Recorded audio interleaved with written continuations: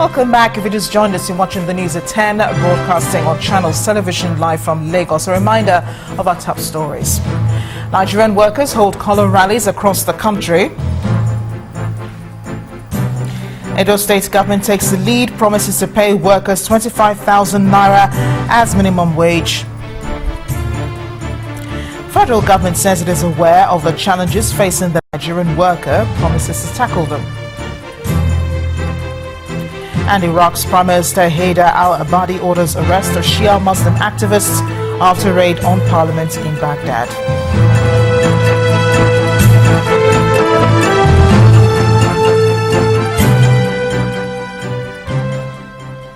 Just a reminder, you can read up more on our top stories. You'll find them on our website, channelstv.com, and on youtube.com/channelsweb. You can also visit m.channelstv.com to view us live on a mobile device and download the Channels TV app for Android, iOS, and Windows phones from their respective stores. We encourage you to use the Eyewitness feature in the Channels TV app. If you have pictures or videos you'd like to share with us, tap the application on your device, swipe to reveal the Eyewitness menu, and follow the instructions. So here are a few pictures that you sent into our Eyewitness portal. We begin with this one from Surulere area in Lagos State, showing people whom our Eyewitness reporter says are players and spectators during a football competition involving more than 24 teams from communities in the area. The competition, he says, is to foster peace and unity among the youths there. Next is this photo from Fakombi in the Egbeda area of Lagos, showing a drainage littered with garbage. Our Eyewitness reporter is concerned that this could cause more health problems, especially as we enter the rainy season. He wants the relevant authorities to enforce sanitization of the environment. To our next picture, our Eyewitness reporter who sent this one from Iba in Ojo local government area of Lagos State says these are students sitting on the floor because they lack desks and benches. He's calling on the government to provide necessary infrastructure for schools so students can have a more conducive learning environment. A final photo comes from Ikotakpena Road in Uyo, the Akwa Ibom state capital. It shows a traffic jam. Our reporter says the gridlock was caused by people who want to buy fuel. He says the queue is so long that fuel stations prefer to sell to those who have jerry cans rather than to motorists. He wants a quick end to the fuel crisis. Thank you for sending in those pictures. And know that you too can become an Eyewitness reporter for Channels Television. We're staying more now with the May Day celebration, and joining us now is the Deputy National President of the Nigeria Labour Congress, Comrade Peter Adeyemi. Comrade Adeyemi, thank you for joining us on the news at 10. Great to have you on the news. So are you concerned about how, well, happy Workers' Day to you, I must say, pardon my forgetfulness there. Are you concerned as we talk about Workers' Day? We always talk about, what workers expect, from authorities, but let's talk more about what authorities expect from workers, especially as they carry on in their workplaces as regards early resumption and their behavior within the work environment. Thank you very much. Nigerian workers haven't celebrated the May Day today. Of course, over time have been alive to their responsibilities. Nigerian workers, under very conducive atmosphere, have contributed immensely to the growth in our economy. Nigerian workers have sufficiently contributed to the creation of wealth in our country. And you find that because of the dint of the hard work of Nigerian workers, we reach a stage in our economy where we were rated as one of the strongest economy in the continent. There was a time Nigeria was respected all over the globe, and that's a result of the hard work of Nigerian workers, despite the fact that they have not been sufficiently remunerated for what they have done. Even in the face of the depression in the economy, in the face of our state governments not being able to pay salaries as at when they are supposed to pay salaries, Nigerian workers have remained very committed towards ensuring that our country continues to move forward. the expectation of employers of labor, as far as Nigerian workers are concerned, have been met beyond even what government have been able and employers have been able to provide for them. Let's look at productivity of workers now. The Nigeria Labour Congress has been at the forefront of workers' welfare in Nigeria, but how productive have you been since the last Workers' Day up until today? Well, I must confess that Nigerian workers have been very, very productive. You will find that we have been able to render services the way they are expected of us. We have gone to work when we are supposed to be on duty, even when things are extremely very hard. Nigerian workers have been very, very hardworking. And honestly, I tell you, with all sense of responsibility, Nigerian workers can be rated as one of the best in our continent. They have made sacrifices, they have been very committed, and they have contributed immensely to the growth in our economy. But specifically, how much have you really done? How productive have you been specifically? Could you give us a few examples?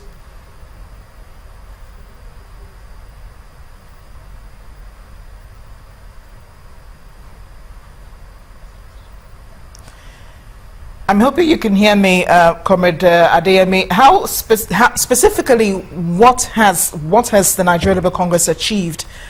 What productivity have you been able to realize within the 1 year since last year up until now? What have you specifically realized as a Congress? Well, as the Nigerian Labour Congress in the last 1 year, we have ensured that at least we have contributed towards the growth in our economy.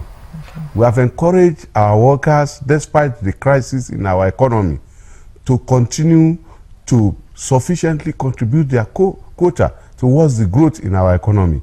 We have ensured that Nigerian workers, despite all the problems, including lack of payment of salaries, have been very responsive and very responsible.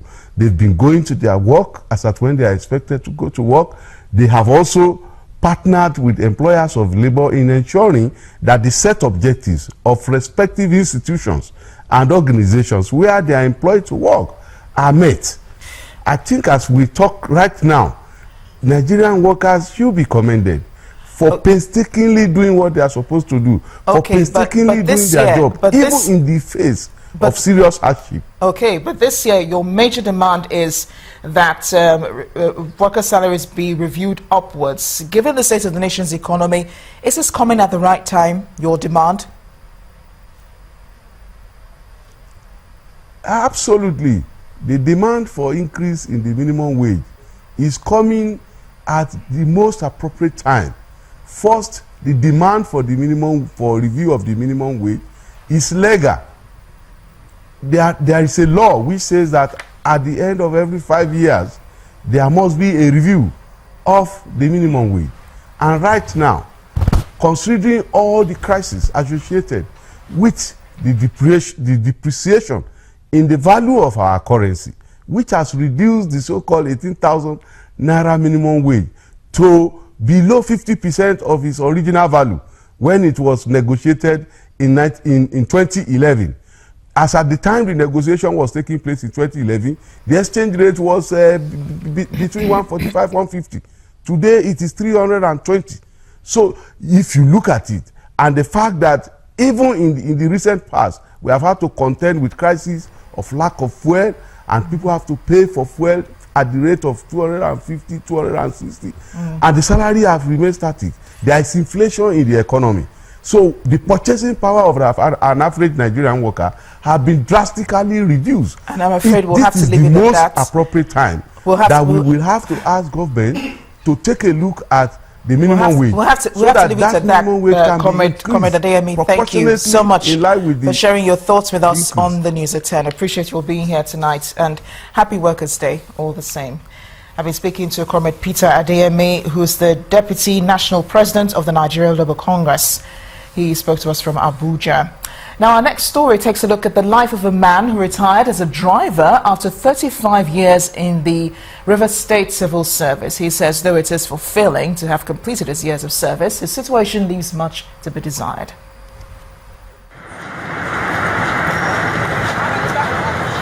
A routine walk in the morning to the State Secretariat in Port Harcourt, the River State capital.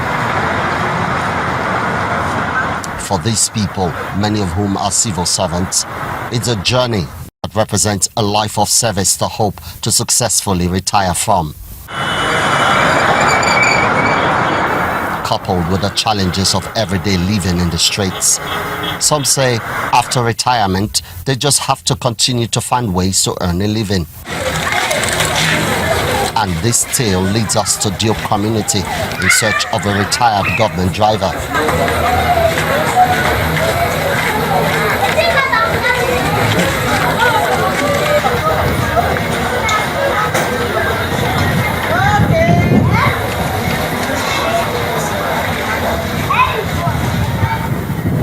After some help, we unite with our host.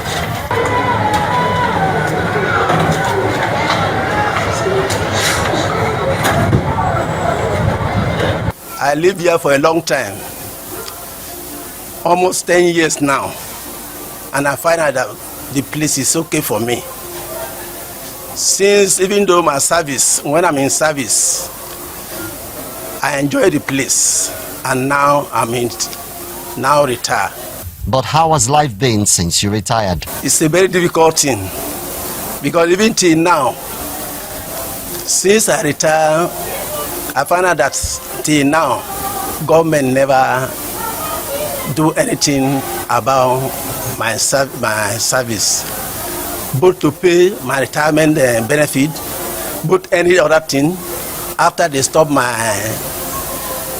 voucher something, my voucher payments, till today, I see in difficulty to enjoy myself. Then he goes on to drop a note of advice. If you are already retired, you will endure as I'm endure, because I find out that the movement is gradually movement. There is a day whereby your benefit will come out, and it is your own benefit, it's your own money. So endure and wait till the time. Downstairs, it takes a look at his only car, now a shadow of itself. After 35 years of religious commitment to the State Civil Service, Mr. Apollos Baraka says there are two things he's grateful for: the community in which he lives and the possibility of a greater future, but not without the support of government. Emmanuel Erey, Channels Television News.